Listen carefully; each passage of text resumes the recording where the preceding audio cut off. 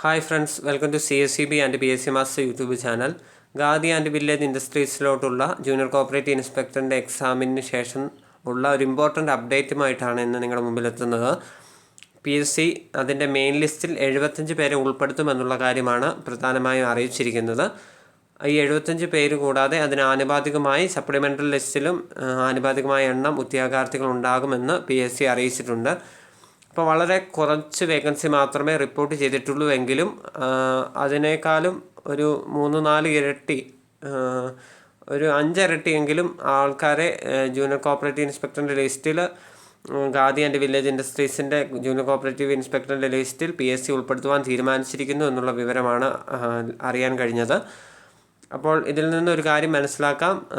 നമ്മുടെ ഫെബ്രുവരി മാസത്തിലെ junior cooperative ഇൻസ്പെക്ടറിൻ്റെ ലിസ്റ്റിൽ PSC അതിന് ആനുപാതികമായിട്ടുള്ള ആൾക്കാരെ പോലും ഉൾപ്പെടുത്തുവാൻ മടി കാണിക്കുന്ന അവസരത്തിലാണ് ഖാദി ആൻഡ് വില്ലേജ് ഇൻഡസ്ട്രീസിൻ്റെ ജൂനിയർ കോപ്പറേറ്റീവ് ഇൻസ്പെക്ടറിൽ ഇത്രയും ആളുകളെ ഉൾപ്പെടുത്തുവാൻ തീരുമാനിച്ചിരിക്കുന്നത്. അപ്പോൾ ജൂനിയർ കോപ്പറേറ്റീവ് ഇൻസ്പെക്ടറിൻ്റെ ഫെബ്രുവരി മാസത്തിൽ നടന്ന ആ എക്സാമിൻ്റെ റിപ്പോർട്ടഡ് വേക്കൻസി പ്രകാരം ഒരു 5 ഇരട്ടി ആൾക്കാരെ ഉൾപ്പെടുത്തുകയാണെങ്കിൽ തന്നെ ഒരു 600-650 പേരെങ്കിലും ലിസ്റ്റിൽ ഉറപ്പായിട്ട് ഉൾപ്പെടുത്തേണ്ടതാണ് എന്നാണ് അറിയാൻ കഴിഞ്ഞത്. പക്ഷേ അത്ര ആൾക്കാരെ ഉൾപ്പെടുത്താതെ 400 പേരുടെ ലിസ്റ്റൊക്കെ ഇടാനാണ് PSCയുടെ തീരുമാനം. എങ്കിലും ഖാദി ആൻഡ് വില്ലേജ് ഇൻഡസ്ട്രീസിൻ്റെ ലിസ്റ്റ് 75 പേരെ മാത്രമേ ഉൾപ്പെടുത്തുകയുള്ളൂ. കാരണം റിപ്പോർട്ടഡ് വേക്കൻസി അത്രയും കാണുകയുള്ളൂ. അപ്പോൾ ഈ ഒരു എക്സാം 75 പേരെ മാത്രമേ ഉൾപ്പെടുത്തുവാൻ സാധ്യതയുള്ളൂ. അതുകൊണ്ട് തന്നെ ഈ എക്സാമിൻ്റെ റിസൾട്ടിന് വേണ്ടി നമ്മൾ ഒത്തിരി പ്രതീക്ഷയോടെ കാത്തിരിക്കുകയൊന്നും വേണ്ട.